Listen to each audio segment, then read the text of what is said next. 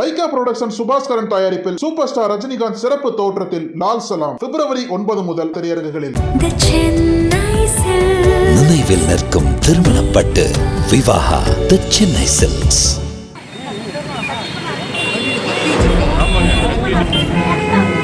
கிட்ட வந்தா அறுத்துக்குவேன்.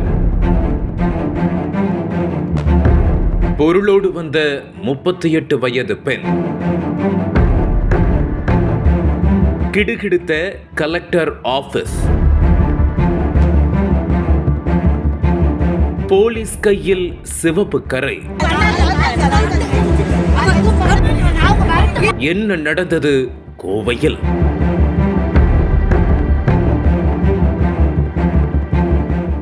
கோவை மாவட்டம் மாதம்பட்டிக்கு அருகே உள்ளது குப்பனூர். இந்த பகுதியைச் சேர்ந்தவர் மரகதவள்ளி என்கின்ற மாலா.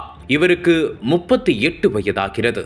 சிவன் பக்தையான இவர் தனது சொந்த வீட்டில் கடந்த 20 ஆண்டுகளாக வசித்து வருகிறார். இவரது வீட்டின் அருகில் சில வீடுகள் உள்ளன. இதில் சக்தி, தேவா, மாரியம்மாள், சுதா ஆகியோரும் அங்கு வசித்து வந்துள்ளனர். இந்த நிலையில் இவர்களுக்கும் மரகதவள்ளிக்கும் கடந்த சில ஆண்டுகளுக்கு முன்பாகவே அடிக்கடி கருத்து மோதல்கள் ஏற்பட்டுள்ளது. இதனால் இந்த நால்வரும் மரகதவள்ளியிடம் அடிக்கடி வாய் தகராறில் ஈடுபட்டதாக சொல்லப்படுகிறது. இந்த வாய் தகராறு ஒரு கட்டத்தில் மேலும் பெரிதாகி கைகலப்பாகி உள்ளது. அப்போது சக்தி, தேவா, மாரியம்மாள், சுதா ஆகிய நால்வரும் மரகதவள்ளியை கடுமையாக தாக்கியதாக சொல்லப்படுகிறது. இதன் காரணமாக இந்த நால்வராலும் தாக்கப்பட்ட மரகதவள்ளி கடந்த 2022ஆம் ஆண்டு மார்ச் 19ஆம் தேதி பேரூர் காவல் நிலையத்திற்கு நேரில் சென்று புகார் கொடுத்துள்ளார். இந்த புகாரை பெற்றுக்கொண்ட காவல்துறை அதிகாரிகள் இதுகுறித்து உடனடியாக நடவடிக்கை எடுப்பதாக கூறி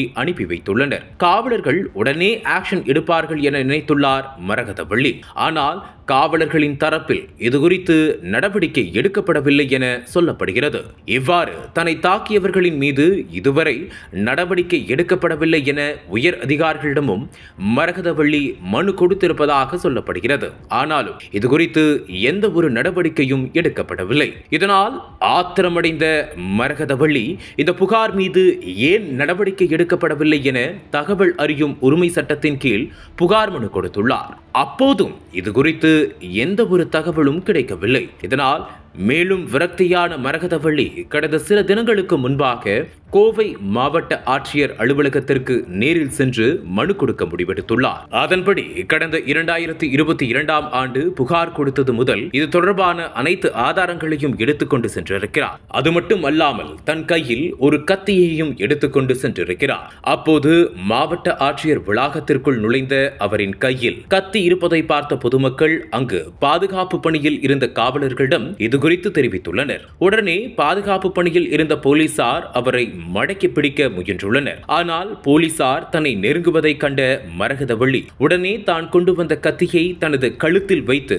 போலீசார் தன்னை பிடிக்க முயன்றால் கழுத்தை அறுத்துக் கொள்வேன் என ஆவேசமாக கூச்சலிட்டுள்ளார். இதனால் உடனே இந்த சம்பவத்தை பார்த்த பத்திரிகையாளர்கள் அங்கு திரண்டு வந்துள்ளனர். அப்போது அவர்களிடம் பேசிய மரகதவள்ளி, என் வீட்டிற்கு அருகே வசிக்கும் சிலர் என்னை ஆபாசமாக திட்டியது மட்டுமல்லாமல் தாக்கியதாகவும் இதன் காரணமாக சம்பவம் நடந்த அன்றே புகார் கொடுத்துள்ளதாகவும், ஆனால் இன்று வரை இது தொடர்பாக எந்த ஒரு நடவடிக்கையும் எடுக்கப்படவில்லை என கூறி ரகளையில் ஈடுபட்டுள்ளார். அப்போது அவர் தனது கழுத்தில் கத்தியை வைத்தபடியே பேசியதால் அந்த இடமே மிகுந்த பரபரப்பாக காணப்பட்டது. அதன் பின்னர் போலீசார் அவரை சுற்றி வளைத்து சமாதானப்படுத்த முயன்ற நிலையிலும் அவர் சமாதானமாகவில்லை. இதனைத் தொடர்ந்து போலீசார் மரகதவள்ளி வைத்திருந்த கத்தியை பிடுங்க முயன்றுள்ளனர். அப்போது மரகதவள்ளி வைத்திருந்த கத்தி காவலர் ஒருவரின் கையில் பட்டு லேசான காயம் ஏற்பட்டுள்ளது. இதையடுத்து பந்தய சாலை காவல் நிலையத்திற்கு மரகதவள்ளியை அழைத்து சென்ற காவல்துறையினர் விசாரணை நடத்தி வருகின்றனர். கோவை மாவட்ட ஆட்சியர் அலுவலகத்தில் கத்தியை கழுத்தில் வைத்து மிரட்டிய பெண்ணால் பெரும் பரபரப்பு ஏற்பட்டுள்ளது. அனல் பறக்கும் செய்திகளை அப்டேட் செய்து கொள்ள நக்கீரன் களத்தை இப்பவே சப்ஸ்கிரைப் பண்ணுங்க.